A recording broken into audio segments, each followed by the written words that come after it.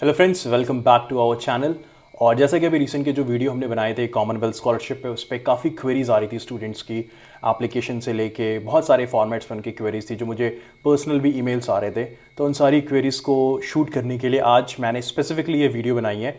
और ये Commonwealth scholarship के लिए ही है, पूरा एप्लीकेशन प्रोसेस स्टार्टिंग से लेके एंड तक। और ये specifically Indian and Pakistani students के लिए, क्योंकि इसमें जो इन्फॉर्मेशन मैं इस प्रेजेंटेशन में दूंगा वो specifically Indian and Pakistani students के लिए। तो I hope it's going to be really helpful for you. So let's start the presentation. So this is the application for Commonwealth Scholarship presented by StudyBuddy. First of all, जो सारी information है Commonwealth scholarship की, वो आपको कहाँ से मिलेगी? वो आपको कॉमनवेल्थ स्कॉलरशिप कमीशन की जो वेबसाइट है, ये सारी इन्फॉर्मेशन मैं भी वहीं से लेके आया हूँ। और कॉमनवेल्थ स्कॉलरशिप कमीशन की वेबसाइट पे जो different types of Commonwealth scholarship हैं वो कौन कौन सी हैं। फर्स्ट ऑफ ऑल, जो पहली स्कॉलरशिप है वो है कॉमनवेल्थ मास्टर स्कॉलरशिप। अब यहाँ पे पी और आई लिखा हुआ है, इसका मतलब कि ये scholarship Pakistani students and Indian students दोनों के लिए एप्लीकेबल है। सेकेंड है कॉमनवेल्थ स्प्लिट साइट स्कॉलरशिप। ये है for low and middle income countries, जिसमें पाकिस्तान और इंडिया दोनों एप्लीकेबल है। थर्ड है Commonwealth shared scholarship, again Pakistan और इंडिया स्टूडेंट्स दोनों के लिए। नेक्स्ट है कॉमनवेल्थ डिस्टेंस लर्निंग स्कॉलरशिप, जिसमें again Pakistan India both. Last है कॉमनवेल्थ पीएचडी स्कॉलरशिप, जो अभी एज ऑफ नाउ सिर्फ पाकिस्तानी स्टूडेंट्स के लिए एप्लीकेबल है, इंडियन स्टूडेंट्स के लिए नहीं है। तो अगर आपको पीएचडी करनी है और कॉमनवेल्थ स्कॉलरशिप के थ्रू करनी है तो पाकिस्तानी स्टूडेंट्स कर सकते हैं, इंडियन स्टूडेंट्स नहीं कर सकते हैं। बाकी की जितनी सारी स्कॉलरशिप्स कॉमनवेल्थ देता है, मास्टर्स की, split site, shared, distance learning, वो बोथ कंट्रीज के स्टूडेंट्स के लिए अवेलेबल है।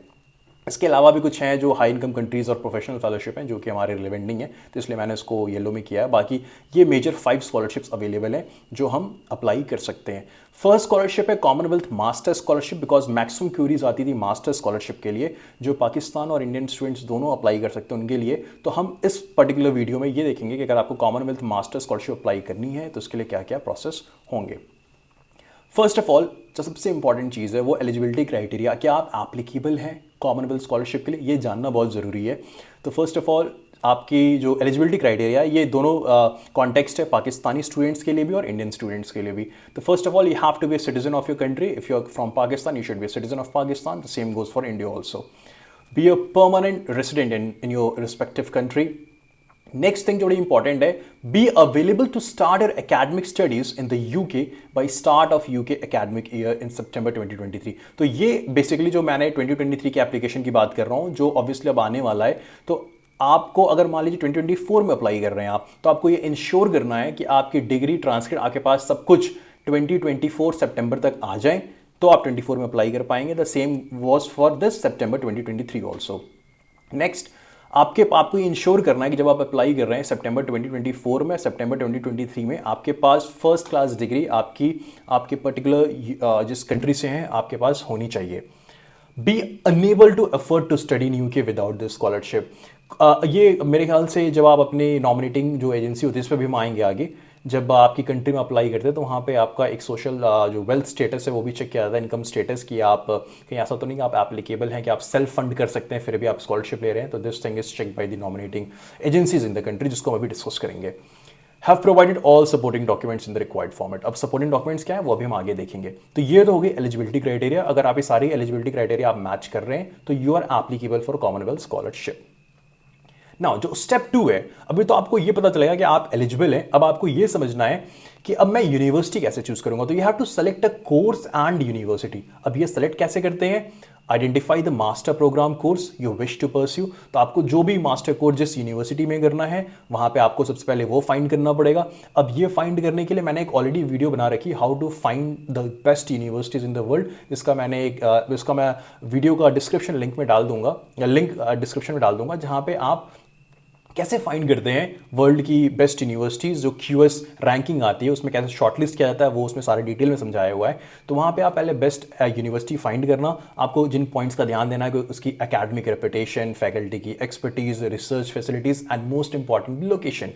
इन सारी चीज़ों को अगर आपने देख के आप अपनी university first of all select करिए। जब आपकी यूनिवर्सिटी आपने सेलेक्ट कर लिए, अब आपको कॉन्टैक्ट करना है यूनिवर्सिटी के लिए। कई बार क्या होता है, कुछ यूनिवर्सिटीज़ के जो एडमिशन प्रोसेस होते हैं, उनकी जो रिक्वायरमेंट्स होती हैं वो डिफरेंट होती हैं। तो एक बार आप उस यूनिवर्सिटी को कुछ नहीं करना है, उनकी वेबसाइट पे जाके एडमिशन टीम की कॉन्टैक्ट डिटेल्स निकालनी है। उनकी कॉन्टैक्ट डिटेल्स में एडमिशन टीम को ईमेल करना है, आप इस कंट्री से हैं, आप इस प्रोग्राम में आप इंटरेस्टेड हैं, उसमें अप्लाई करना चाह रहे हैं। तो वो आपको एप्लीकेशन की क्या डेडलाइन है, कई बार कब ओपनिंग है, कब क्लोजिंग है किसी पर्टिकुलर एप्लीकेशन की, वो आपको एडमिशन टीम तुरंत बता देगी। साथ ही साथ वो आपको ये भी बता देगी कि आपको कौन कौन से डॉक्यूमेंट और टेस्ट जो रिक्वायर होंगे वो आपको जो प्रोवाइड करने पड़ेंगे, उन सारी जानकारी आपको एडमिशन टीम दे देगी। तो first of all find the university, contact the admission team and they will give you all the details. First of all एक जो मैं आपको रिकमेंड करूंगा कि हमेशा आप कोशिश करिए कि आप एटलीस्ट 3 यूनिवर्सिटी शॉर्टलिस्ट करिए, क्योंकि जब आप अप्लाई भी कर रहे होते हैं अपने कोर्स में तो आपको वहां पे डालना पड़ता है। तो अगर आप 3 यूनिवर्सिटीज डालेंगे, आप अपने प्रेफरेंस में देख लीजिए क्या है और आपको अपनी रीजन एक्सप्लेन करने पड़ेंगे। तो इस केस में जो CSE है, जो कॉमनवेल्थ की जो कमीशन की जो वेबसाइट है, उसके लिए ईजी होता है और आपके पास भी ज़्यादा ऑप्शंस रहते हैं। तो ये तो एक स्टेप हो गया आपको कैसे यूनिवर्सिटी फाइंड करनी है। Eligibility criteria, university finding done. Now the next thing is, now what the student have to do, तो first of all the candidate must apply to one of the nominating agency as well as the CSE। तो ये ध्यान देना आपको, Commonwealth scholarship के लिए जब आप अप्लाई कर रहे हैं तो आपको 2 जगह अप्लाई करना है। पहला तो कॉमनवेल्थ स्कॉलरशिप कमीशन की वेबसाइट पे जाके अप्लाई करना है। सेकंड, आपको अपनी नॉमिनेटिंग एजेंसी पे भी अप्लाई करना है। अब व्हाट इज नॉमिनेटिंग एजेंसी, तो इंडिया और पाकिस्तान के कॉन्टेक्स्ट में दोनों की अपनी अलग अलग नॉमिनेटिंग एजेंसी हैं जो गवर्नमेंट बॉडीज होती हैं। आपको उनकी वेबसाइट पे जाके वहां पे अप्लाई करना है। ध्यान देंगे, nominating agency will then put forward candidate to the CSE। तो आपने जब नॉमिनेटिंग एजेंसी में अप्लाई कर देंगे तो वो आपकी सारी डिटेल्स बाद में CSE को फॉरवर्ड करेंगी, लेकिन आपको ध्यान देना है कि आपको कॉमनवेल्थ की कमीशन की वेबसाइट पे भी अप्लाई करना है और आपको नॉमिनेटिंग एजेंसी में भी अप्लाई करना है। याद रखिए, the CSE does not accept direct application for this scholarship. मान लीजिए आपने CSE की वेबसाइट पर तो अप्लाई कर दिया, नॉमिनेटिंग एजेंसी में अप्लाई नहीं किया, तो ये आप ध्यान दीजिएगा, आपका एप्लीकेशन एक्सेप्ट नहीं होगा। अब इंडिया के कॉन्टेक्स्ट में नॉमिनेटिंग एजेंसी कौन है, तो हमारी under secretary the government of India, ministry of education है, जिसकी कॉन्टैक्ट डिटेल्स आप प्रेजेंटेशन पे देख सकते हैं।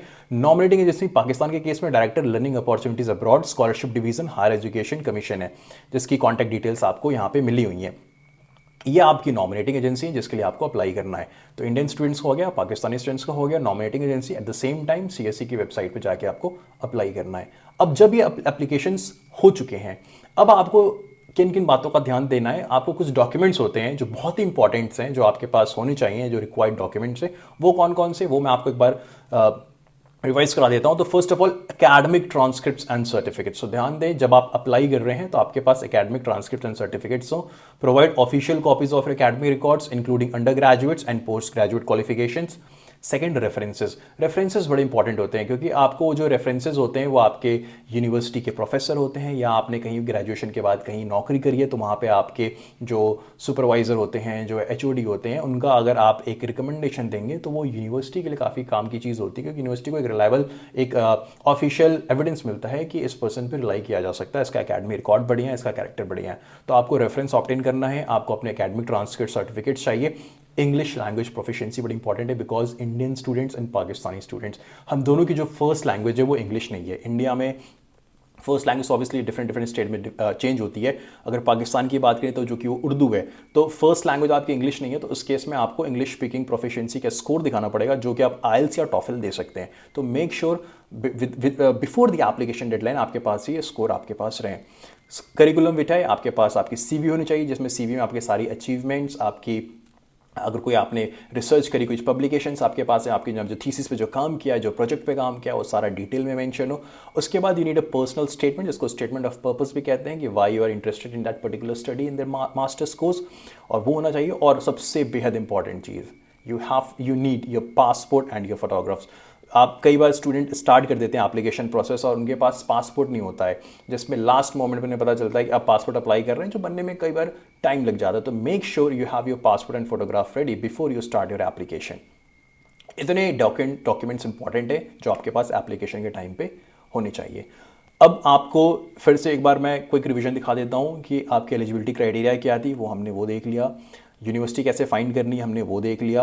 अब आपको अप्लाई कहाँ पे करना है, नॉमिनेटिंग एजेंसी में और CSE की वेबसाइट पे, वो देख लिया। डॉक्यूमेंट्स क्या चाहिए वो देख लिया। कुछ इंपॉर्टेंट पॉइंट्स हैं जिनका आपको ध्यान देना एप्लीकेशन के टाइम पे।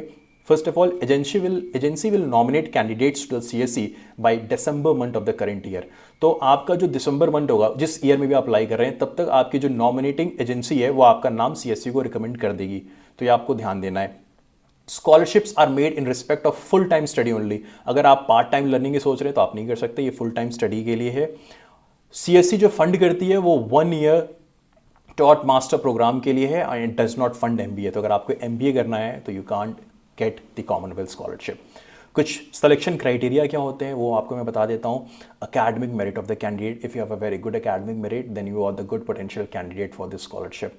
Quality of the plan of study, potential impact on the development of the candidates home country. ये बहुत ही इंपॉर्टेंट चीज़ होती है, मैं आपको बता देता हूँ क्यों।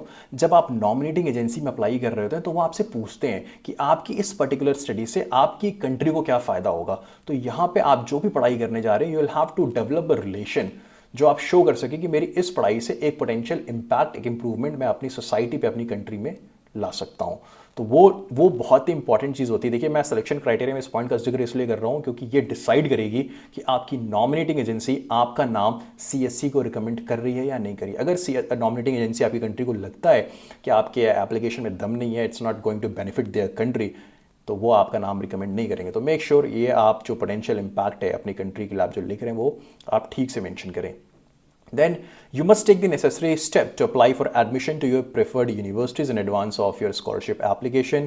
If you are selected for a scholarship and have not applied and have been accepted for the course for which you are selected, it may not be possible to proceed with your scholarship. तो अपनी university से आप make sure करें कि आपको वहाँ से admissions मिलने में कोई दिक्कत नहीं होने वाली है। एक मैं आपको फाइनेंशियल असिस्टेंस जो आपको स्कॉलरशिप में मिलने वाला है मैं उसके बारे में बता देता हूँ कि फर्स्ट ऑफ ऑल आपका अप्रूव्ड एयर फेयर होगा, प्लेन की टिकट आपकी होम कंट्री से यूके तक की। उसके बाद आपकी जो पूरी ट्यूशन फीस है वो फुल कवर्ड होगी। आपको स्टाइपेंड जो लिविंग अलाउंस मिलेगा वो 1236 पाउंड्स पर मंथ मिलेगा। आपको कई बार ऐसे बताया कि अगर आप यूके में स्कॉटलैंड जैसे ठंडे एरिया में आप एडमिशन ले रहे हैं तो वहाँ पे आपको वार्म क्लोथिंग अलाउंस भी मिलता है। फिर आपको थीसिस ग्रांट्स मिलते हैं जो cost of preparing thesis and the binding thesis में यूज़ होती है। आपको स्टडी ट्रैवल ग्रांट्स मिलेंगे जो अगर आपको किसी कॉन्फ्रेंस में या सेमिनार में ट्रैवल करना है अपनी स्टडी के दौरान तो वो फंड्स मिलेंगे। And if you share that you have a disability, a full assessment of your needs and eligibility for additional financial support will be offered by the CSE। अगर आप में अंदर कोई डिसेबिलिटी है तो आपको ये चीज़ भी मिलेंगी। ये हो गया फाइनेंशियल असिस्टेंस, सारी चीज़ें हमने देख ली। आपके एलिजिबिलिटी क्राइटेरिया से लेके यूनिवर्सिटी में कैसे अप्लाई करना है, यूनिवर्सिटी से अप्लाई करने के बाद आपकी नॉमिनेटिंग एजेंसी का रोल क्या है, आपके CSE की वेबसाइट पे क्या काम करना है और क्या क्या डॉक्यूमेंट्स इंपॉर्टेंट हैं और क्या क्या डेडलाइंस हैं और क्या क्या आपको असिस्टेंस मिलने वाले, इन सारी चीज़ को हमने बड़ी डिटेल में एक्सप्लेन किया है। एंड आई होप जो व्यूअर्स देख रहे हैं, इंडियन स्टूडेंट्स जो पाकिस्तानी स्टूडेंट्स देख रहे हैं, उन्हें काफ़ी इससे हेल्प मिलेगा इसको स्कॉलरशिप को समझने में। और अगर आपको इससे बेनिफिट मिलता है तो do like share and subscribe this video. और कमेंट सेक्शन में अगर आपके कोई भी डाउट्स हैं आप उनको पुट कर सकते हैं और मैं पूरी कोशिश करूँगा टाइम से उनका रिप्लाई करने में। So all the very best for your application. And one more thing, so this was all about the master scholarship. जो और भी स्प्लिट स्कॉलरशिप हैं और जो डॉक्टरल स्कॉलरशिप्स हैं उस पर भी मैं वीडियो लाऊंगा। जस्ट मेक श्योर अगर आप इस पर अपना पूरा सपोर्ट दिखाते हैं इस वीडियो पे, then I will be bringing more videos on the other types of Commonwealth scholarship. Thank you and all the best.